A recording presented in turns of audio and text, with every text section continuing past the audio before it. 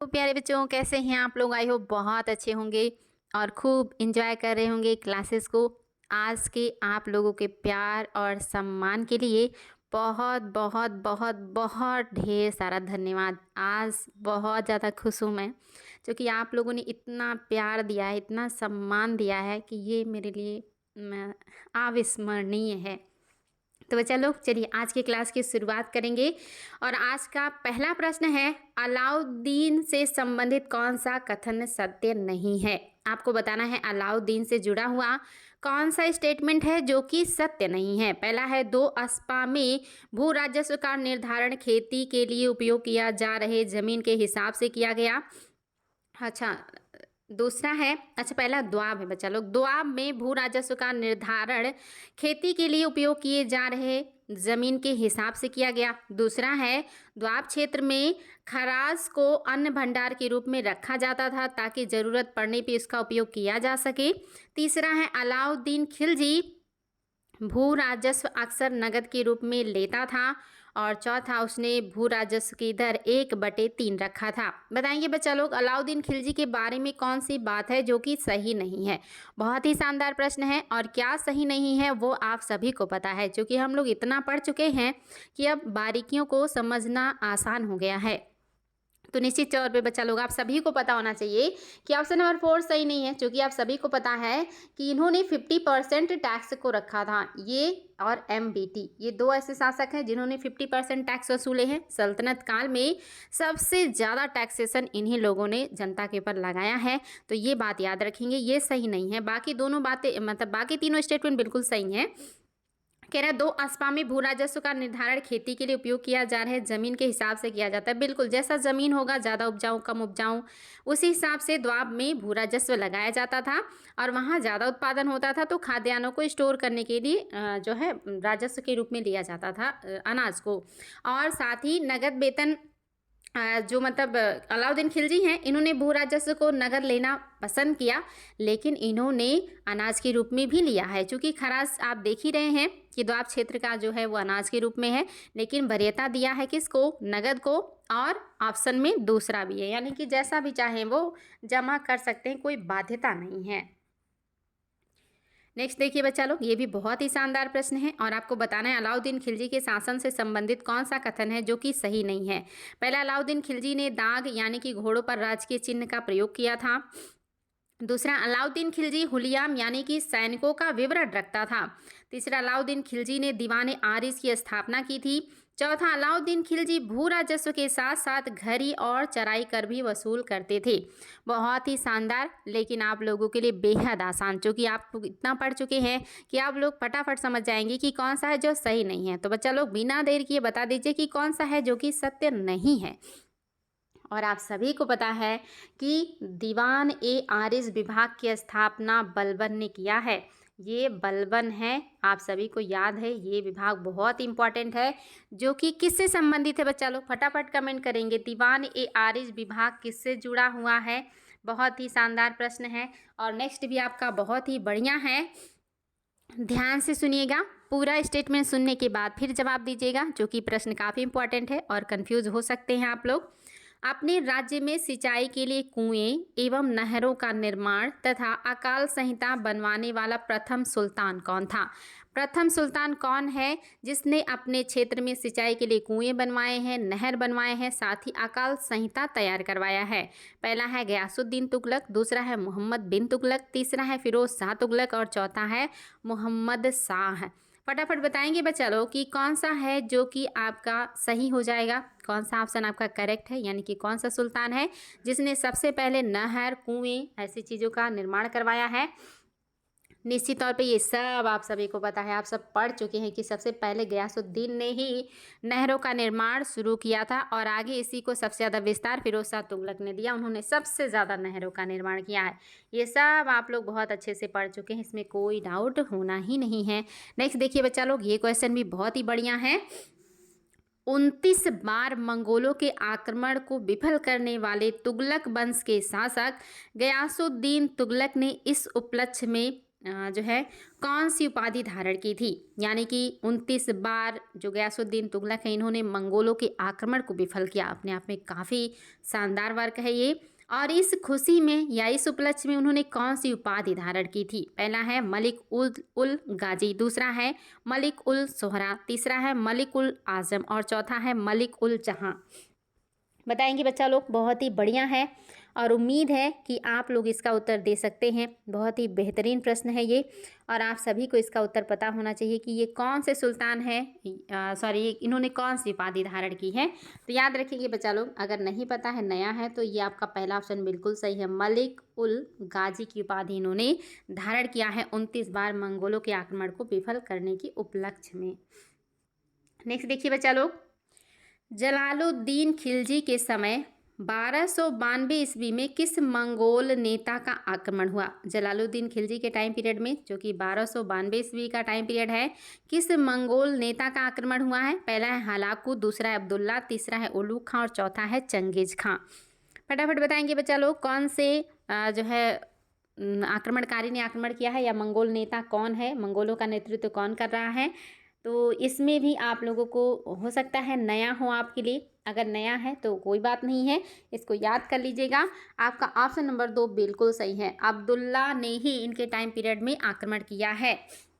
तो ये आपके लिए काफ़ी इंपॉर्टेंट है। हालांकि आगे चल के उलूग खां वगैरह बहुत ज़्यादा आक्रमण करते हैं अलाउद्दीन खिलजी के टाइम पीरियड में, और इन्हीं के टाइम पीरियड में, जलालुद्दीन खिलजी के टाइम पीरियड में ही 5000 मंगोलों ने जो है क्या किया है, इस्लाम धर्म कबूल कर लिया है और मंगोलपुरी नामक नगर बसा करके दिल्ली के पास गयासुद्दीन तुगलक ने उनको वहाँ पे बसा दिया था या स्थापित कर दिया था। नेक्स्ट क्वेश्चन देखिए बच्चा लोग, सुल्तान अली मुबारक ने अलाउद्दीन के नाम से लखनौती में स्वतंत्र राज्य की स्थापना की। उस समय दिल्ली का शासक कौन था?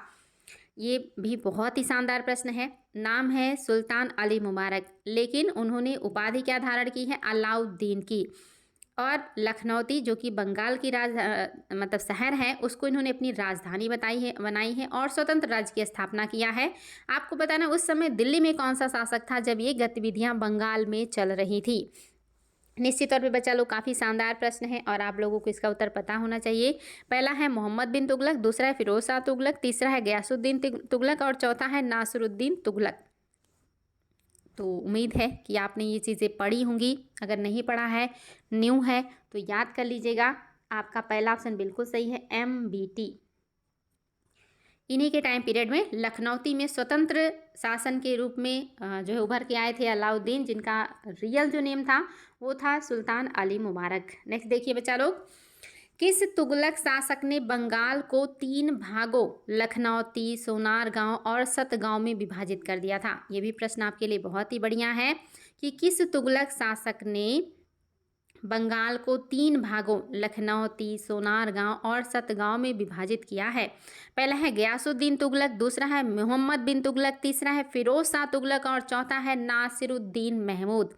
फटाफट कमेंट करेंगे बच्चा लोग, कौन से सुल्तान का टाइम पीरियड है या कौन से तुगलक शासक हैं जिन्होंने ये काम किया है, बंगाल को 3 भागों में बांट दिया है उस पर जो है बढ़िया से शासन करने के लिए। और ये भी आपके लिए बहुत ही बेहतरीन प्रश्न है। इसका जो ऑप्शन नंबर फर्स्ट है गयासुद्दीन तुगलक, ये सही हो जाएगा। याद रखेंगे बच्चा लोग, गयासुद्दीन तुगलक याद होगा बंगाल का अभियान करके ही लौट रहे थे, जब ठट्टा नामक स्थान पर स्वागत समारोह में हाथियों के जो प्रदर्शन के दरमियान लकड़ी का महल गिरने से इनकी मृत्यु हुई थी। ये इसी अभियान के बाद का घटना था। नेक्स्ट देखिए, कश्मीर का औरंगजेब किसे कहा जाता है जिसने हिंदुओं पर जजिया कर लगाया? आपको बताना है बच्चा लोग, कौन सा है जो कश्मीर का औरंगजेब है। कश्मीर का अकबर, कश्मीर का अलाउद्दीन खिलजी तो आप लोग जानते ही हैं। हालांकि कहीं कहीं ये जो औरंगजेब कहलाते हैं इन्हीं को अलाउद्दीन खिलजी भी कहा जाता है, और कहीं कहीं आप देखेंगे जैनुल आबदीन को अकबर और खिलजी की उपमा दी जाती है, और कहीं कहीं आपको जिन्हें औरंगजेब कहा जा रहा है इन्हीं को अलाउद्दीन खिलजी का भी नाम दे दिया जाता है। इतनी किताबें और इतना कन्फ्यूज़न। नेक्स्ट तो इसमें बच्चा लोग कौन सा हो जाएगा? पहला है जैनुल आबदीन, दूसरा है सुल्तान सिकंदर, तीसरा है जय सिंह और चौथा इनमें से कोई नहीं। फटाफट कमेंट करेंगे बच्चा लोग कि क्या हो जाएगा, कौन है जो कश्मीर के औरंगजेब के नाम से विख्यात हैं या उपमा दी जाती है? तो आपका ऑप्शन नंबर 2 बिल्कुल सही है, सुल्तान सिकंदर को ही कश्मीर का औरंगजेब कहा जाता है। कहीं कहीं मिलेगा कि इन्हीं को ही कश्मीर का अलाउद्दीन खिलजी भी कहा जाता है। ऐसी चीज़ें भी देखने को मिलती हैं। नेक्स्ट देखिए, निम्नलिखित में से किस संत की वाणी का संकलन गुरु ग्रंथ साहिब में नहीं मिलता है? इसमें से कौन है जिनकी बातें या जिनके जो स्टेटमेंट हैं, जिनके जो कथन हैं, वो गुरु ग्रंथ साहिब में संकलित नहीं है? ये बहुत ही शानदार प्रश्न है और बहुत ज़्यादा क्वेश्चन ये पूछा जाता है। पहला है कबीर, दूसरा है रैदास, तीसरा है नामदेव, चौथा है बाबा फरीद और पांचवा है निज़ामुद्दीन औलिया। बताएंगे बच्चा लोग कौन से इसमें से आपके संत हैं जिनकी बातें आपके गुरु ग्रंथ साहिब में देखने को नहीं मिलती है? बहुत ही इम्पॉर्टेंट प्रश्न है, ये बार बार पूछे जाते हैं और उन संतों को बार बार आयोग पूछता है जिनका उसमें उल्लेख है, जिनकी बातों को लिखा गया है। याद रखेंगे ऑप्शन नंबर आपका 5 निज़ामुद्दीन औलिया नहीं होगा। कबीर भी है, रैदास भी हैं, नामदेव भी हैं, बाबा फरीद भी हैं, सघना भी हैं और बाकी जो है आपके जो सिख धर्म के गुरु हैं उनका है।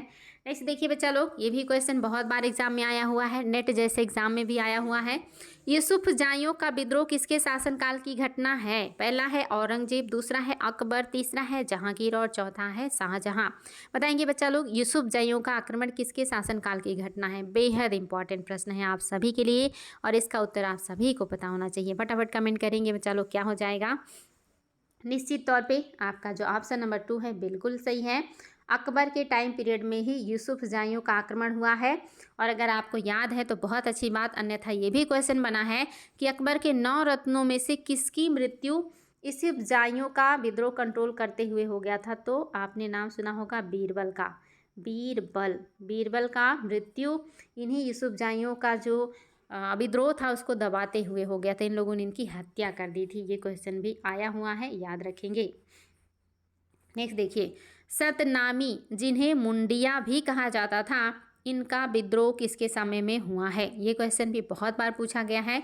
सतनामी या जिनको मुंडिया भी कहा जाता है, मुंडिया क्यों कहते हैं? क्योंकि अपने सर को मुड़वा के रखते हैं, यानी कि बाल नहीं रखते थे ये लोग। तो आपको बताना है कि ये मतलब किसके समय में इन्होंने विद्रोह किया है? पहला है अकबर, दूसरा है शाहजहां, तीसरा है औरंगजेब और चौथा है हुमायूं। फटाफट बताएंगे बच्चा लोग कि किसके शासनकाल में इन लोगों ने भी विद्रोह किया है। और ये चीज़ें आप लोग पढ़ चुके हैं, ये रिपीटेड प्रश्न है और इसलिए आप लोग गलत नहीं करेंगे। फटाफट बता दीजिए बच्चा लोग, ऑप्शन नंबर आपका जो 3 है बिल्कुल सही है। औरंगजेब के टाइम पीरियड की ये घटना है और ये आपके लिए बहुत ही शानदार प्रश्न था। नेक्स्ट देखिए, ये भी आपके लिए बहुत ही बढ़िया है।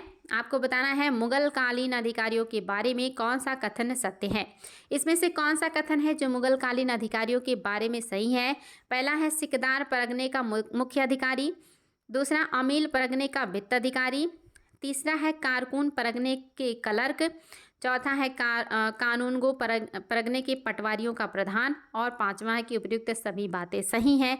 बताएंगे बच्चा लोग कौन सा सही है? और ये स्टेटमेंट आपके बहुत ही शानदार हैं, बार बार एग्जाम में पूछे गए हैं, इसलिए ये अधिकारी और इनका कार्यक्षेत्र या ये क्या काम करते हैं, ये चीज़ें आप लोगों को बिल्कुल याद होनी चाहिए। कूट मिलाने के लिए भी आता है और इस तरह से भी दे देता है कि कौन सा सही है या सही नहीं है। निश्चित तौर पे बच्चा लोग याद रखेंगे, ऑप्शन नंबर जो 5 है बिल्कुल ही सही है। यहाँ पे लिखी हुई सारी बातें बिल्कुल सही हैं। आप लोग भी अब बहुत समझदार हो गए हैं और ये बहुत अच्छी बात है। आज हम लोग मध्यकालीन भारत का आखिरी क्लास देख रहे हैं। आज आपका मध्यकालीन भारत का इतिहास समाप्त हो जाएगा और इसके बाद हम लोग आधुनिक भारत का इतिहास पढ़ेंगे। तो आप लोगों का परफॉर्मेंस काफ़ी बेहतर रहा और आप लोगों का साथ सहयोग और प्यार भी बहुत ही बढ़िया रहा और इन सब के लिए आप सभी को बहुत बहुत धन्यवाद। देखिए बच्चा लोग, मुगल कालीन जागीरदारी व्यवस्था के बारे में कौन सा कथन सत्य नहीं है? पहला है जागीरदारों को जो अधिकार मिलते थे अस्थायी नहीं होते थे, दूसरा जागीर का स्थानांतरण भी होता था, यह आनुवांशिक नहीं था, और तीसरा है जागीरदारों को भूमि पर कोई अधिकार नहीं दिया जाता था, सिर्फ राजस्व वसूल कर सकते थे, और चौथा है मनसबदारों की वेतन के रूप में जागीरें दी जाती थी। इस व्यवस्था का उदय जो है मनसबदारी व्यवस्था से ही हुआ है और पांचवा उपरोक्त में से कोई नहीं। बताएंगे बच्चा लोग कौन सा है जो कि सही नहीं है मुगल कालीन जागीरदारी व्यवस्था के बारे में? और यहाँ लिखी हुई प्रत्येक स्टेटमेंट आपके लिए बहुत ही ज़्यादा इंपॉर्टेंट है। आईएएस जैसे एग्ज़ाम में ये सारी चीज़ें पूछी गई हैं और पीसीएस का तो कोई मतलब ही नहीं, क्योंकि अब तो पीसीएस भी आईएएस जैसे ही आने लगा है। तो याद रखेंगे बच्चा लोग, आपका जो पांचवा है ना, इनमें से ऐसा कोई भी नहीं है कि जो गलत हो, यानी कि सभी सही है। जागीरदारों को जो अधिकार मिलते थे वो अस्थाई नहीं होते थे, ये उनके वेतन के जब इनका काम खत्म हो जाता था तब ये इनसे छीन लिया जाता था। जागीर का स्थानांतरण भी होता था और यह आनुवांशिक नहीं था, आनुवांशिक नहीं था, लेकिन जागीरें स्थानांतरित कर दी जाती थी, जैसे कि जॉब स्थानांतरित होता है। जागीरदारों को भूमि पर कोई अधिकार नहीं दिया जाता था, सिर्फ वो राजस्व वसूल कर सकते थे, ये चीज़ भी याद रखिएगा। सिर्फ राजस्व पे उनका अधिकार था, भूमि पर नहीं था। और मनसबदारों को वेतन के रूप में जो जागीरें दी जाती थी, इसी से जो है जागीरदारी व्यवस्था का उदय हुआ था। और पांचवा कह रहा कि कोई नहीं, यानी कि ऐसा कोई नहीं जो गलत हो, यानी कि सभी सही हैं। ये सारे स्टेटमेंट याद रखेंगे, बहुत इंपॉर्टेंट है। नेक्स्ट देखिए बच्चा लोग, ये भी एग्जाम में बहुत बार आया है। निसार नामक चांदी का सिक्का किस शासक ने चलाया था? पहला है जहांगीर, दूसरा है औरंगजेब, चौथा है अकबर, और नेक्स्ट है शाहजहां, और पांचवा इनमें से कोई नहीं। फटाफट बताएंगे बच्चा लोग, निसार नामक चांदी का सिक्का किसने चलाया था? सबसे पहली बात तो ये निसार नाम है, और उसके बाद ये किस धातु का है? चांदी का है। ये चीज़ तो कंफर्म रखिएगा। आप बता दीजिए कि किस शासक ने इस चांदी के सिक्कों को चलाया है। तो ये आपके लिए बहुत ही बढ़िया है बच्चा लोग, और निश्चित तौर पे आप लोगों को इसका उत्तर पता है कि जहांगीर जो हैं इन्होंने ही चांदी का सिक्का चलाया था, जिसका नाम था निसार। नेक्स्ट देखिए, शाहरुख नामक चांदी का सिक्का चलाने का श्रेय किस मुगल शासक को जाता है? किस मुगल शासक ने शाहरुख नामक चांदी का सिक्का चलाया है? पहला है बाबर, दूसरा है हुमायूं, और तीसरा अकबर, और चौथा है जहांगीर। बहुत ही शानदार प्रश्न है बच्चा लोग, बहुत बार एग्जाम में आया है। पहला तो नाम क्या है, दूसरा किस धातु का है, और तीसरा किस शासक ने चलाया है। ये रिपीटेड प्रश्न है, इसलिए आप लोग गलत नहीं करेंगे, जो कि बार बार पूछा जाता है। ऑप्शन नंबर फर्स्ट आपका बिल्कुल सही है। बाबर ने ही शाहरुख नामक चांदी का सिक्का अपने मातृभूमि यानी कि काबुल और कंधार के क्षेत्र में चलाया था। और अगर आपको याद है तो बता दीजिए, अकबर ने कौन सा चांदी का सिक्का चलाया था? नेक्स्ट क्वेश्चन देखिए, निम्नलिखित कथनों में से कौन सा कथन सही नहीं है? पहला है खुद काश्त वे खेतिहर किसान जो उसी गांव की भूमि पर काम करते थे। दूसरा, पाही काश्त वे किसान जो दूसरे गांव में अस्थायी रूप से जाकर बटाईदार के रूप में खेती करते थे। तीसरा, मुजारियान कृषक मजदूर थे। और चौथा, उपयुक्त सभी कथन सत्य हैं। बताएंगे बच्चा लोग, बहुत ही शानदार है, और ये नेट और आईएएस के एग्जाम में आ चुका है। निश्चित तौर पे काफ़ी इंपॉर्टेंट है और बहुत आसान भी है। बिल्कुल नॉर्मल सी बातें यहाँ पे लिखी हुई हैं। आपकी चारों मतलब जो स्टेटमेंट है ऊपर बिल्कुल सही है, चौथा सभी बातें सही हैं, यानी कि कोई भी गलत नहीं है। खुद काश्त यानी कि वे खेतीहर किसान जो अपने गांव की भूमि पर काम करते थे, यानी कि खुद की गांव की भूमि पे काम कर रहे तो खुद काश्त। और पाही काश्त यानी कि दूसरे के गांव में जा कर के दूसरे के ज़मीन पे काम करना और फिर उससे अनाज लेकर के अपने घर चले आना, जिसको कहते हैं गल्ले पे खेती करना। और तीसरा, मुजरियान यानी कि वो कृषक जिनके जो ना अपने खेती में काम करते हैं, ना दूसरे के यहाँ दूसरे गांव में जाके खेती करते, बल्कि वो दूसरों के खेत में एज ए मजदूर वर्क करते हैं, वो मुजरियान कहलाते हैं। तो याद रखेंगे बच्चा लोग, बहुत ही बेहतरीन है, ये सारे स्टेटमेंट याद रखिएगा। नेक्स्ट देखिए, ये भी क्वेश्चन आपके लिए बहुत ही बढ़िया है। पानीपत के युद्ध के बारे में कौन सा कथन सत्य है? और ये पानीपत का तृतीय युद्ध है, ये चीज़ याद रखिएगा। आपका पहला स्टेटमेंट है, पानीपत के तृतीय युद्ध में पेशवा के नाबालिग बेटे विश्वास राव के नेतृत्व कर रहे थे सेना का। क्या ये बात सही है कि पानीपत के तृतीय युद्ध में विश्वास राव सेना का नेतृत्व कर रहे हैं जो पेशवा के नाबालिग बेटे हैं? दूसरा, मराठा तोपखाने का नेतृत्व इब्राहिम खां गारदी कर रहे थे। तीसरा, विश्वास राव, जसवंत राव, सदाशिव राव भाऊ तुकोजी सिंधिया मारे गए। और चौथा, मराठा असफलता का मुख्य कारण सदाशिव राव भाऊ की कूटनीतिक सफलता थी। यहाँ पे होना चाहिए था असफलता, जो कि असफल हुए हैं तो असफलता होगी। और पांचवा है कि उपयुक्त सभी बातें सही हैं। निश्चित तौर पे बच्चा लोग कोई कन्फ्यूज़न नहीं होगा आप लोगों को। अगर एक स्टेटमेंट से दो स्टेटमेंट ज़्यादा सही हो गया, इसका मतलब सभी बातें सही हैं, फिर तो आंख बंद करके कर सकते हैं कि सभी बातें सही हैं। और निश्चित ही आप सभी को पता है कि यहाँ पे लिखी हुई आपकी सारी बातें बिल्कुल करेक्ट है। बहुत अच्छी बात है, आप लोगों को ऐसे पढ़ते हुए देखकर, मेहनत देखकर, परफॉर्मेंस देखकर बिल्कुल बहुत प्राउड फील होता है और बहुत अच्छा लगता है। नेक्स्ट क्वेश्चन देखिए बच्चा लोग, अलाउद्दीन खिलजी की बाजार नियंत्रण के बारे में क्या सही नहीं है? अलाउद्दीन खिलजी का बाजार नियंत्रण आप लोग काफ़ी कुछ पढ़ चुके हैं, आपको बताना इसमें से कौन सा है जो सही नहीं है। पहला है, कीमतों को कम कर जनता को खुशहाल और सुखी देखना चाहता था। क्या अलाउद्दीन कीमतों को कम करके जनता को खुशहाल और सुखी देखना चाहते थे? दूसरा, दिल्ली पर हुए मंगोल के हमले से सुरक्षित करने के लिए विशाल सेना की ज़रूरत थी। क्या दिल्ली को सुरक्षित करने के लिए मंगोलों से विशाल सेना की ज़रूरत थी, इसलिए उन्होंने कीमतों को कम रखा। तीसरा, अगर कीमतों को कम नहीं करता तो सैनिकों को वेतन ज़्यादा देना पड़ता, जिससे खजाने पर बोझ पड़ता। और चौथा कह रहा है इनमें से कोई नहीं, यानी कि ऐसा कोई नहीं है जो गलत ना हो। तो बताएंगे बच्चा लोग कौन सा है जो कि सही नहीं है। और ये बहुत ही बढ़िया है और आप लोगों को वो बारीकियाँ आप समझ में आने लगी हैं और उन बारीकियों पे आप लोग ध्यान दें, बहुत अच्छा रहेगा। इससे आप लोगों को आगे कम मेहनत करना पड़ेगा। तो याद रखेंगे बच्चा लोग, आपका ना पहला सही नहीं है। निश्चित तौर पे कीमतों को कम करके वो जनता को खुशहाल और सुखी नहीं देखना चाहता था, बल्कि उसे एक विशाल सेना रखनी थी जिसको कम वेतन देना चाहता था और उन सैनिकों की ज़रूरतमंद की जो चीज़ें हैं वो प्राप्त हो जाएं कम वेतन में ही। इसके लिए कीमतों को कम करके रखना था। इसी वजह से उन्होंने क्या किया, बाजार नियंत्रण लाया ताकि कम वेतन में भी जीवन निर्वाह हो सके सैनिकों का। तो मेन यही था कि खजाने पर से ज़्यादा पैसा ना देना पड़े वेतन के रूप में, और दूसरा बड़ी सेना स्थापित हो जाए कम पैसे में। यानी कि आपका पहला जो है ये सही नहीं है और बाकी बातें बिल्कुल सही हैं। आगे बढ़ेंगे बच्चा लोग और देखेंगे हमारा अगला प्रश्न। बलबन ने निम्नलिखित में से कौन से कार्य नहीं किए थे। इसमें से कौन सा है जो बलबन ने नहीं किया है। पहला है वंशावली की जांच, यानी कि लोगों के वंशावलियों का जांच करवाना कि कौन निम्न कुल का है और कौन उच्च कुल का है। दूसरा, गुप्तचर विभाग की स्थापना। तीसरा है दीवान अर्ज की स्थापना। चौथा है सैनिकों की हुलिया लिखवाना। इसमें से कौन सा काम है जो बलबन ने नहीं किया है। और ये सारी चीज़ें आप लोग पढ़ चुके हैं। निश्चित तौर पे बच्चा लोग यहाँ लिखा हुआ प्रत्येक स्टेटमेंट आप लोगों को पता होना चाहिए कि कौन सा है जो कि सही नहीं है बलबन के बारे में। तो याद रखेंगे, आप सभी को पता है कि हुलिया लिखवाना और घोड़ों को दागने की जो प्रथा है ये किसने शुरू किया है। ये शुरू करने वाले हैं आपके अलाउद्दीन खिलजी। तो इसलिए आपका क्या हो गया, चौथा सही नहीं है। नहीं, देखिए इल्तुतमिश के बारे में कौन सा कथन सत्य नहीं है। इल्तुतमिश के बारे में कौन सी बात है जो सही नहीं है। और आप लोग इल्तुतमिश को भी अच्छे से पढ़ चुके हैं। पहला, इल्तुतमिश ने जीते हुए क्षेत्र पर बेहतर नियंत्रण के लिए अपने तुर्की सरदारों की बड़ी संख्या में एकता प्रदान किया। क्या ये बात सही है कि अपने बड़े क्षेत्रों को पर बेहतर नियंत्रण के लिए सरदारों को उन्होंने एकता दिया, यानी कि ज़मीनें दी। दूसरा, इल्तुतमिश ने सुल्तान की सैनिक क्षमता को बढ़ाने के लिए केंद्रीकृत रूप से सेना को संगठित किया। और तीसरा, इल्तुतमिश ने चांदी का टका और तांबे का जीतल चलाया।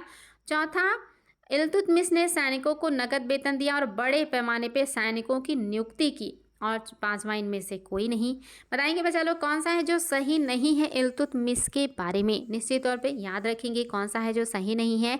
और उम्मीद है कि आप सभी को इसका अच्छा है, बढ़िया है। आप लोग का परफॉर्मेंस भी बहुत अच्छा है और उम्मीद के हिसाब से आप लोग बेहतर काम कर भी रहे हैं। बच्चा लोग ऐसे ही करते रहिए। 4 आपका सही नहीं है क्योंकि सैनिकों को नगद वेतन अलाउद्दीन खिलजी दे रहे हैं और बड़े पैमाने पे सैनिकों की नियुक्ति भी वही कर रहे हैं। और इसके लिए 2 रीज़न था। एक तो अलाउद्दीन का सपना कि मंगोलों से साम्राज्य को सुरक्षित करना है, जिसके लिए बड़ी सेना की ज़रूरत थी। दूसरा, अलाउद्दीन को सिकंदर जैसा बहुत बड़ा साम्राज्य चाहिए था, बहुत ज़्यादा क्षेत्र विजित करना था, जिसके लिए भी विशाल सेना चाहिए थी।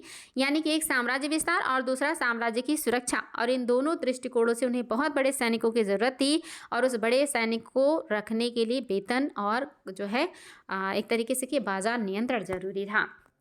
तो आपका चौथा सही नहीं बचा, बाकी सारी बातें बिल्कुल सही हैं। नेक्स्ट देखिए, निम्न में से कौन सा कथन सत्य है। पहला है बासरा, अर्थात वे जो इस्लामी विधान से बधे हुए नहीं थे। और दूसरा, बेसरा, अर्थात वे जो इस्लामी विधान को मानते थे। और तीसरा है कि दोनों सही है। और चौथा है कि कोई भी सही नहीं है। बारीकी से बातों को ध्यान से देखिएगा, पढ़िएगा, विचार कीजिएगा और फिर उत्तर दीजिएगा। जल्दबाजी में उत्तर मत दीजिएगा और बताइएगा कि कौन सा जो सही है, केवल पहला, केवल दूसरा या तीसरा या चौथा।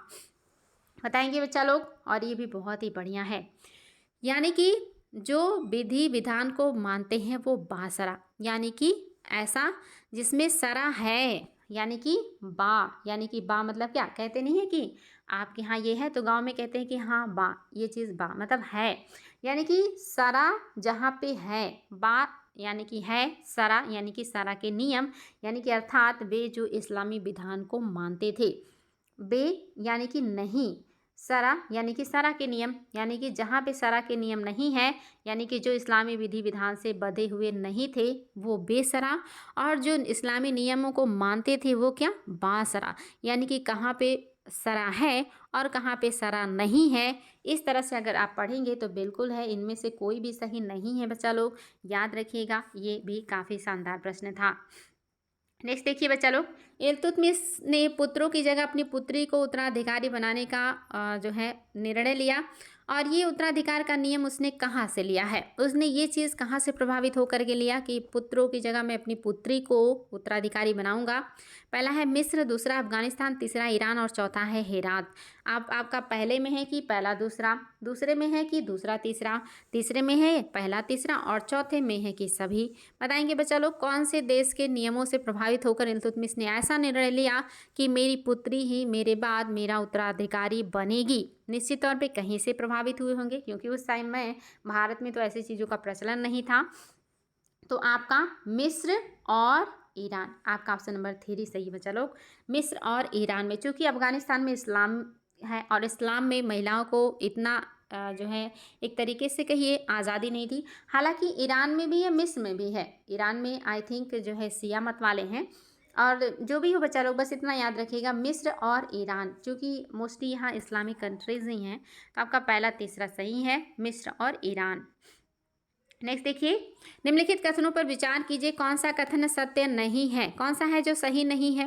पहला, फिरोज शाह तुगलक ने भित्ति चित्रों को मिटाने का आदेश दिया। दूसरा, फिरोज शाह तुगलक ने चांदी के बर्तनों को गलाने का आदेश दिया। तीसरा, फिरोज शाह तुगलक ने रेशमी वस्त्र के पहनने पर प्रतिबंध लगाया। और आपका चौथा है, फिरोज शाह तुगलक ने महिलाओं को दिल्ली के बाहर मकबरे और मज़ारों पर जाने की छूट दी। बताएंगे बच्चा लोग इसमें से कौन सा है जो सही नहीं है? बहुत ही बेहतरीन प्रश्न है, और प्रत्येक स्टेटमेंट आप लोग अगर एक बार दो बार पढ़ लेंगे तो आप लोगों को याद हो जाएंगी ये सारी चीज़ें, और एग्ज़ाम में कन्फ्यूज़न नहीं होगा। सब फील करने की चीज़ें हैं, अगर आप इसे फील कर लें तो आपको ज़्यादा रटना उठना नहीं पड़ेगा। सिर्फ इसको महसूस कर लीजिए कि कौन सी बातें हैं और किस शासक के बारे में सही हैं और किस शासक के बारे में सही नहीं है। तो आपका चौथा सही नहीं है बच्चा लोग। आप लोग पहले पढ़ चुके हैं कि फिरोज शाह तुगलक और सिकंदर लोदी, ये दो शासक ऐसे हैं, सिकंदर और फिरोज, जिन्होंने महिलाओं को मज़ारों पर मकबरों पर जाने पर मना कर दिया। पीरों के मज़ारों पे भी नहीं जा सकती, मकबरों में भी नहीं जा सकती, ऐसे किसी भी जगह पे नहीं जाएंगी, वो प्रतिबंध लगाया था दो व्यक्तियों ने, एक फिरोज शाह तुगलक, दूसरे सिकंदर लोदी। याद रखिएगा, बहुत ही ज़्यादा इंपॉर्टेंट है, उनको आज़ादी नहीं थी वहाँ जाने का। बाकी तीनों बातें सही हैं। इन्होंने भित्ति चित्रों को मिटाने का आदेश दिया क्योंकि इनको लगता था इस्लाम के खिलाफ है।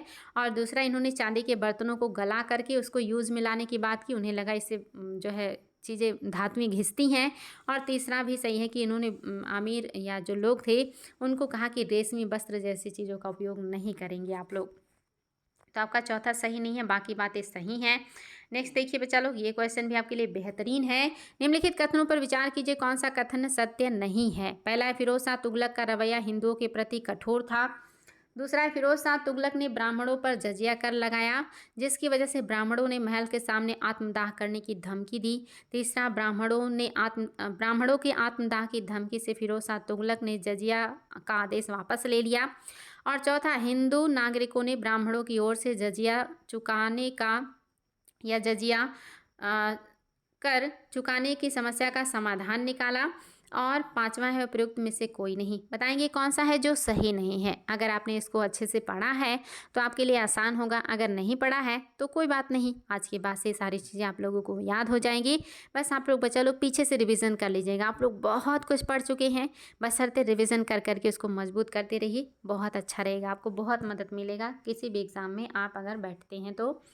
यहाँ पे बच्चा लोग तीसरा सही नहीं है, क्योंकि उन्होंने आत्मदाह की धमकी दी थी, लेकिन फिरोज शाह तुगलक ने जजिया का आदेश वापस नहीं लिया, वो इस धमकी से बिल्कुल भी नहीं डरे, इसलिए आपका ये तीसरा सही नहीं है। पहला बिल्कुल सही है, हिंदुओं के प्रति रवैया कठोर है तभी तो जजिया लगा रहे हैं सबके ऊपर।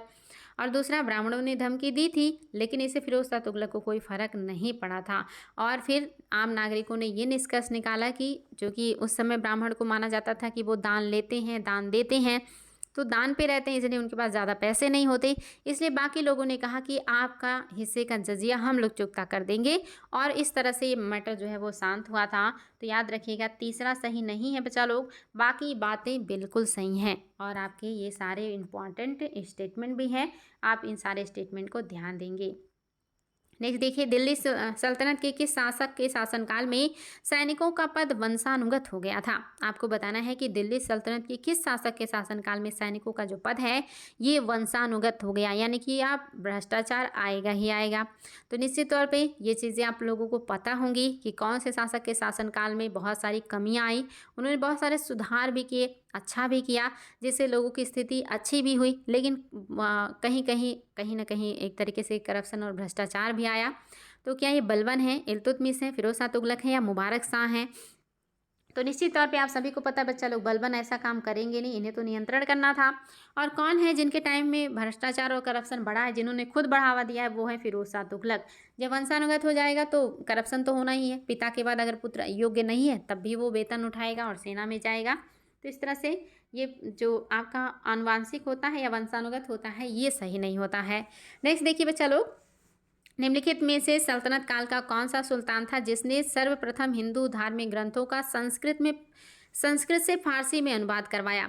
इसमें से सल्तनत काल का वो कौन सा शासक है जिन्होंने सबसे पहले हिंदू धार्मिक ग्रंथों का फारसी में अनुवाद करवाया था? ये क्वेश्चन भी बहुत इंपॉर्टेंट है। पहला है बलबन, दूसरा है अलाउद्दीन खिलजी, तीसरा है फिरोज शाह तुगलक और चौथा है सिकंदर लोदी। बताएंगे बच्चा लोग, बेहद इंपॉर्टेंट प्रश्न है और उम्मीद है कि आप लोग इसका उत्तर दे पाएंगे, क्योंकि अगर आप कॉमन सेंस लगा रहे हैं तो बिल्कुल है, बलबन ऐसा कोई काम नहीं कर रहे हैं, इन्हें कोई इंटरेस्ट नहीं है, अलाउद्दीन खिलजी ने भी ऐसा कुछ नहीं किया है। आपका फिरोज शाह तुगलक बिल्कुल सही हो जाएगा, ऑप्शन नंबर 3 बिल्कुल सही है। चलिए बच्चा लोग आगे बढ़ेंगे, देखेंगे हमारा अगला क्वेश्चन, और ये देखिए बहुत ही बेहतरीन प्रश्न है।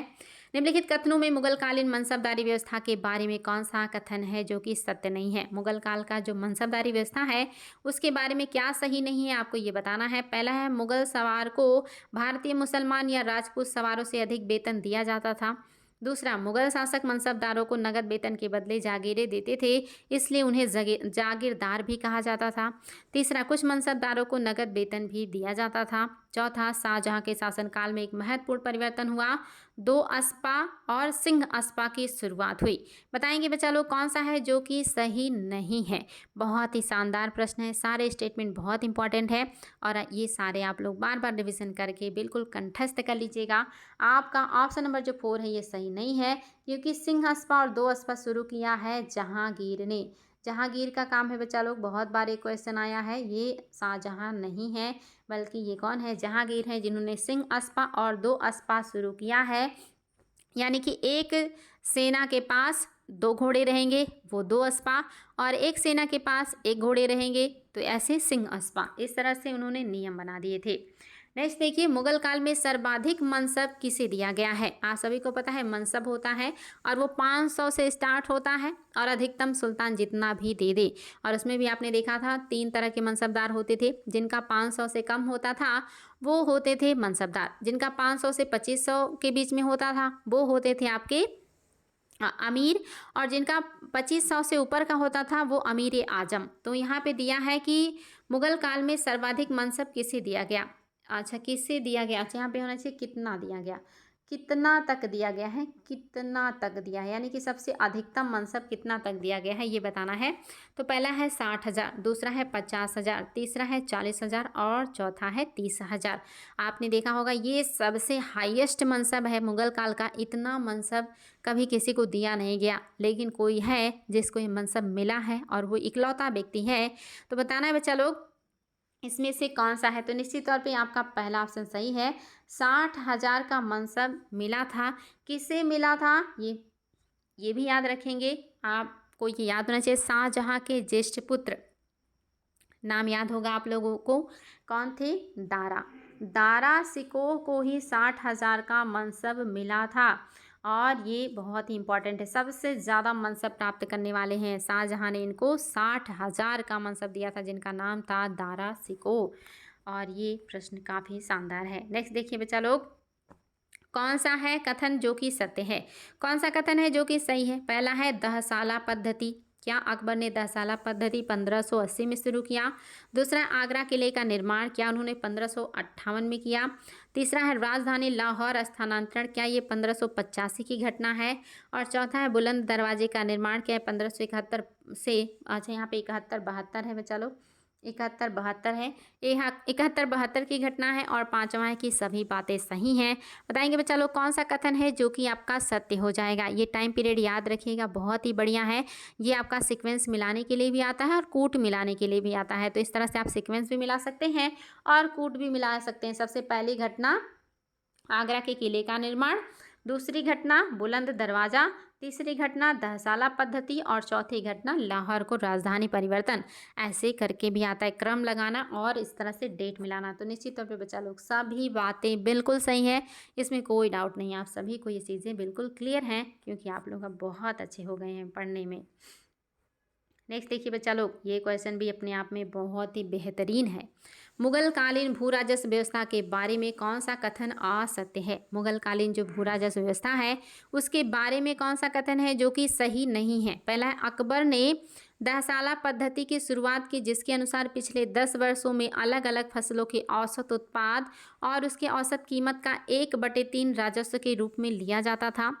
दूसरा, सबसे पुरानी व्यवस्था बटाई या गल्ला बक्सी था जिसे किस्मती खूती भी कहा जाता था। तीसरा है, दहसाला पद्धति को जाप्ती प्रणाली भी कहा जाता था। और चौथा है, बटाई या गल्ला बक्सी को अच्छा नहीं माना जाता था। बताएंगे मुगल कालीन भू राजस्व व्यवस्था के बारे में कौन सा कथन है जो कि सही नहीं है, यानी कि असत्य है। और ये भी आपके लिए बहुत इंपॉर्टेंट है, याद रखेंगे। चौथा सही नहीं है क्योंकि बटाई और गल्ला बक्सी अच्छा नहीं था, ऐसी कोई बात नहीं है। शुरुआती दौर से यही लागू था और अकबर के टाइम के पहले तक यही व्यवस्था जो है वो लागू थी कि जो भी उत्पादन होगा उसको 3 तरह से बांटा जाता था, खेत बटाई, लंक बटाई और रास बटाई। तो आपका ये सही नहीं है, बाकी बातें बिल्कुल सही हैं, इसमें कोई समस्या आप लोगों को होना ही नहीं चाहिए। नेक्स्ट देखिए, ये भी आपका बहुत ही बेहतरीन है। मुगल कालीन अधिकारी मीर बख्शी के बारे में कौन सा कथन है जो कि सत्य है। मीर बख्शी के बारे में कौन सी बात है जो सही है। पहला है, मीर बख्शी साम्राज्य की खुफिया सूचना विभाग का प्रधान होता था। दूसरा, सैनिक विभाग का प्रधान मीर बख्शी कहलाता था। तीसरा, सरदारों के संगठन का प्रधान मीर बख्शी होता था। चौथा, मीर बख्शी के जरिए ही मनसबों पर नियुक्ति की सिफारिश की जाती थी। और पांचवा है कि सभी कथन बिल्कुल सही हैं। फटाफट बताएंगे कि कौन सा है जो कि आपका सही हो जाएगा। और ये सारे स्टेटमेंट आपके लिए बहुत ही ज़्यादा इंपॉर्टेंट है, इनको बार बार रिविज़न करके लर्न कर लीजिएगा।